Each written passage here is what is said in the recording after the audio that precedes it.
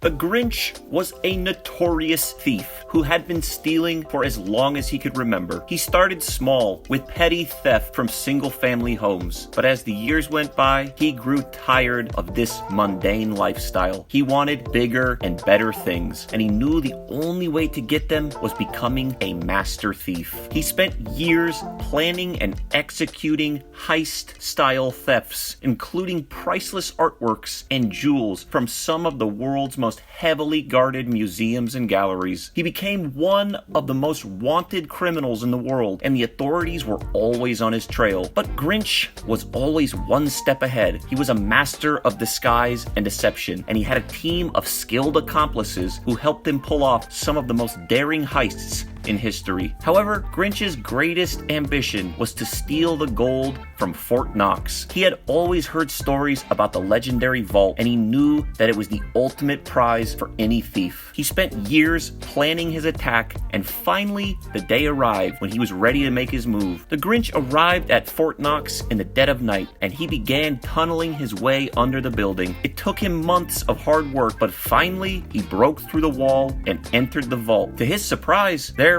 was no gold. Instead, he only found a few slips of paper with poorly scribbled IOUs on them. The Grinch was flabbergasted. All his work had been for nothing. But then something strange happened. The Grinch realized that he didn't feel the same sense of satisfaction he had always felt after a successful heist. He had always thought that stealing was the only way to achieve happiness and success. But now he saw things differently. He decided to do the right thing and return all the stolen items he had amassed over the years. He disappeared back into his tunnel and fled the United States, eventually settling down in Fiji. The Grinch spent the rest of his life sipping tea on the beach and enjoying the fruits of his ill-gotten gains. He never learned any lessons, and he never regretted his past actions, but he did feel a sense of peace, knowing that he had done the right thing in the end.